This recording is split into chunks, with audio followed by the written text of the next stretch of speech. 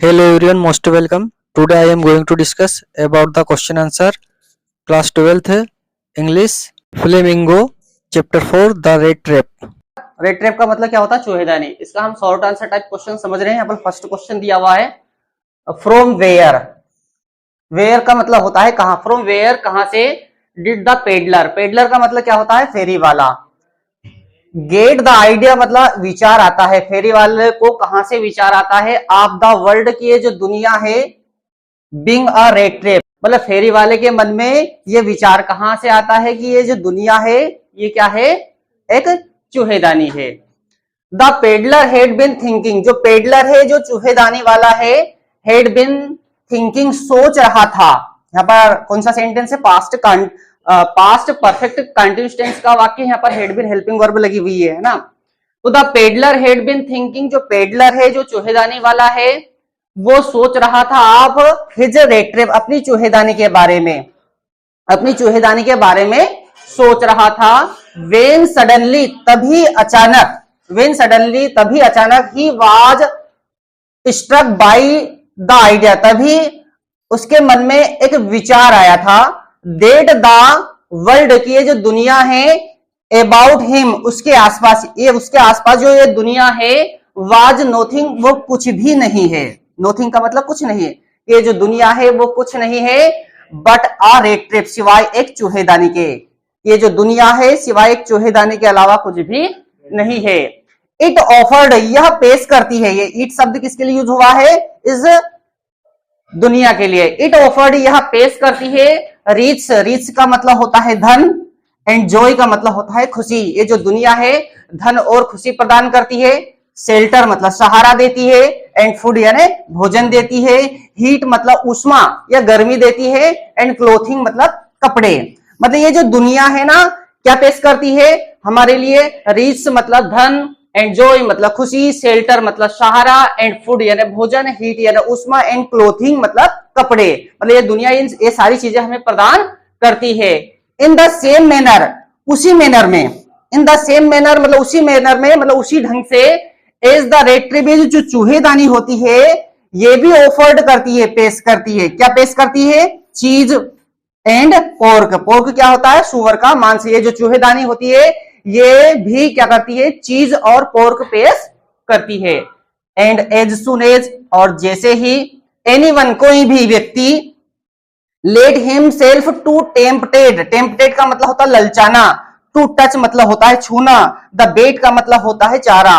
और जैसे ही कोई व्यक्ति ललचाकर इस चारे को छूना चाहता है, जैसे ही छूता है इट क्लोज्ड तो यह क्लोज हो जाती है। जो दुनिया है ये बंद हो जाती है।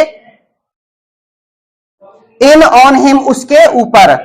मतलब जो भी कोई ललचाकर उसको छूना चाहता है तो ये जो दुनिया है उसके ऊपर बंद हो जाती है। And then everything comes to an end. सब कुछ खत्म हो जाता है। And then everything comes to end और फिर इस प्रकार सब कुछ खत्म हो जाता है।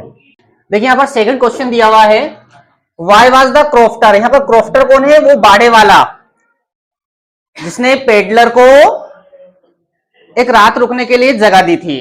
तो वो क्रॉफ्टर वो बाड़े वाला है। तो वाई वॉज द क्रॉफ्टर। जो क्रॉफ्टर था वो क्यों सो टाक्टिव। टाक्टिव का मतलब होता है बातूनी। एंड फ्रेंडली यानी होता है मित्रवत। विद द पेडलर मतलब पेडलर के साथ मतलब उस फेरी वाले के साथ। जो क्रॉफ्टर था ना वो उस फेरी वाले के साथ टाक्टिव एंड फ्रेंडली क्यों था? टाक्टिव मतलब बातूनी और मित्रवत क्यों था? आंसर दिया हुआ है the crofter an old man. जो क्रॉफ्टर था वो एक बूढ़ा व्यक्ति था। विदाउट एनी फैमिली जिसकी कोई फैमिली नहीं थी, जिसका कोई परिवार नहीं था। मतलब वो विदाउट फैमिली के था। वाज हैप्पी और वह खुश था। टू गेट मतलब पाकर, समवन मतलब किसी व्यक्ति को, और वह किसी व्यक्ति को पाकर खुश था। टू टाक ताकि वो टाक मतलब बात कर सके। टू इन हिज लोनलीनेस मतलब एकांत में। लोनलीनेस का मतलब होता है एकांत। मतलब वो अपना जो जीवन था उसका क्राफ्टर का वो जीवन कैसा जी रहा था? एकांत मतलब वो अकेला था। तो अपने अकेलेपन में मान लो कोई व्यक्ति उसके साथ अगर मान लो रहता है तो उसको काफी अच्छा लगेगा। एक बार और समझ लीजिए the crofter and old man. जो क्रॉफ्टर था वो एक बूढ़ा व्यक्ति था विदाउट एनी फैमिली और उसका कोई परिवार नहीं था। He was happy to get someone to talk, वह किसी से बात करने के लिए खुश था, वह किसी से बात करने के लिए खुश था। टू इन हिज लोनलीनेस, अपने एकांतपन में। He was also quite generous, वहां जनरस मतलब होता है उदार, वह उदार भी था। विद हिज कॉन्फिडेंसेस, मतलब उस पर विश्वास करने में, कॉन्फिडेंसेस का मतलब होता है विश्वास करना, मतलब वह उस पर विश्वास करने में उदार भी था। थर्ड क्वेश्चन दिया हुआ है, वाई डिड ही शो, उसने क्यों, शो का मतलब होता है दिखाना, उसने क्यों दिखाया था। द 30 क्रोनोर का मतलब होता है 30 क्रोनोर, उसने 30 क्रोनोर क्यों दिखाए थे। टू द पेडलर, किसको, पेडलर को, मतलब जो क्रॉफ्टर था उसने, उस क्रॉफ्टर ने उस पेडलर को 30 क्रोनोर क्यों दिखाए थे। क्वेश्चन अच्छे से समझ में आना चाहिए, एक बार देख लीजिए। वाई मतलब क्यों, डिड ही कौन है, ये क्रॉफ्टर है, वो बूढ़ा व्यक्ति, ठीक है।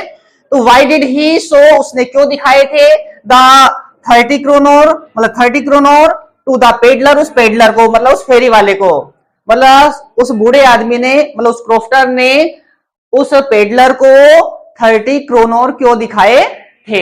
आंसर दिया है द क्रॉफ्टर हेड टोल्ड, जो क्रॉफ्टर था, जो बाड़े वाला था, हेड टोल्ड उसने कहा था। यहां पर टेल की थर्ड फॉर्म दी है टोल्ड, यहां पर हेड दिया हुआ पास्ट परफेक्ट टेंस का वाक्य है। The crofter head told, crofter ने कहा था द पेडलर, पेडलर को, क्रॉफ्टर ने पेडलर को कहा था। बाय सप्लाइंग, सप्लाइंग का मतलब होता है प्रदान करना। इस काउज मिल्क, अपनी गाय का दूध, वह अपनी गाय का दूध देता है। टू द क्रीमरी, क्रीमरी की जो दुकान है उस पर, मतलब क्रीमरी वाला जो कारखाना, मतलब मक्खन का जो कारखाना है उस पर वह अपनी गाय का दूध देता है। ही हैड रिसीव्ड, इसलिए उसको रिसीव्ड हुआ, उसने प्राप्त किए हैं 30 क्रोनोर, इसलिए उसे 30 क्रोनोर पेमेंट के रूप में प्राप्त हुए हैं। द पेडलर सीम्ड, जो पेडलर था, मतलब जो फेरी वाला था, सीम्ड टू बी डाउट, उसको शंका थी, उसको संदेह था, मतलब उसको इस बात पर विश्वास नहीं हो रहा था। सो इसीलिए इन ऑर्डर, इसके प्रत्युत्तर में, टू ओश्योर, एश्योर का मतलब होता आश्वस्त करने के लिए, हिम, इसलिए उस पर, उसको भरोसा दिलाने के लिए, मतलब उसको आश्वस्त करने के लिए, ऑफ द ट्रथ, ट्रथ का मतलब होता सत्य, इस सत्य पर भरोसा दिलाने के लिए, इस सत्य पर आश्वस्त करने के लिए ही शोड, उसने दिखाए थे the 30 kronor, 30 kronor to the peddler, उस पेडलर को, इसीलिए उस बूढ़े आदमी ने उस फेरी वाले को 30 क्रोनोर दिखाए थे, मतलब वो उसको विश्वास दिलाना चाहता था कि वह अपनी गाय का दूध बेचकर पैसे कमाता है। तो ये क्वेश्चन को आपको अच्छे से समझना है, तो इसके जो डिफिकल्ट मीनिंग है वो नोट करते जाइए आप, ऐसा नहीं मैंने यहाँ पर समझा दिया आपको और फिर घर जाकर जब इसको रिवीजन करो तो आप भूल जाओ, है ना। तो डिफिकल्ट मीनिंग आप अपने कॉपी में नोट करते रहें। आपको क्वेश्चन का पूरा अर्थ समझ में आना चाहिए और आंसर का पूरा अर्थ समझ में आना चाहिए।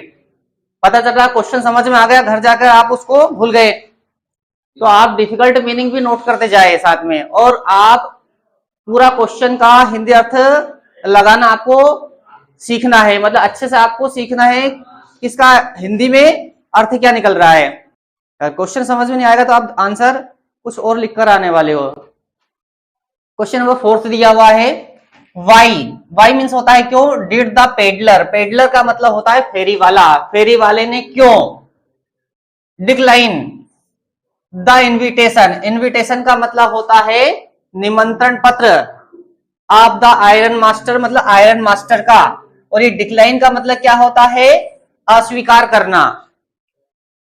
Why did the peddler decline, peddler ने डिक्लाइन क्यों किया था, मतलब अस्वीकार क्यों किया था। The invitation of the iron master, iron master का जो इनविटेशन था, जो निमंत्रण था या जो आमंत्रण था, उसको पेडलर ने, मतलब फेरी वाले ने अस्वीकार क्यों कर दिया था। आंसर दिया हुआ है द पेडलर न्यू, यहां पर नो की सेकेंड फॉर्म दी हुई है न्यू, नो मतलब होता है जानना। द पेडलर न्यू, पेडलर जानता था। देखिए हम यहाँ पर पेडलर का मतलब फेरी वाला होता है, लेकिन मैं इसको पेडलर ही बोलने वाला हूं, ठीक है। बार बार इसका हिंदी बोलने की जरूरत नहीं है, ज्यादा जरूरी नहीं कि हर एक वर्ड का आप हिंदी बोले, ठीक है। कुछ शब्द ऐसे हैं जिनको आप इंग्लिश में भी यूज कर सकते हो, ठीक है। तो द पेडलर न्यू, पेडलर जानता था। डेट द आयरन मास्टर, कि जो आयरन मास्टर है, ये आयरन मास्टर कौन है, जो वो कारखाना है ना लोहे वाला, लोहे का कारखाना का जो मालिक है वो आयरन मास्टर है। द पेडलर न्यू, पेडलर जानता था, दैट द आयरन मास्टर, जो आयरन मास्टर है, हेड मिस्टेकन, मिस्टेकन यहाँ पर गलती करना, यहाँ पर थर्ड फॉर्म दी है मिस्टेक की, हेड मिस्टेकन हिम, कि वह उसके लिए गलती कर चुका है, फॉर हिज ओल्ड रेजिमेंटल, और उसको क्या समझ रहा है, अपना पुराना रेजिमेंटल कॉमरेड समझ रहा है। तो जो पेडलर है वो जानता था कि जो आयरन मास्टर है वो उसके बारे में गलती कर चुके हैं, वो उसे अपना पुराना रेजिमेंटल साथी समझ रहे हैं। सेकेंडली, दूसरा, ही हैड स्टोलन, उसने स्टोलन किया है मतलब चुराया है, मनी मतलब पैसा, और उसने पैसा भी चुराया था, ऑन हिम,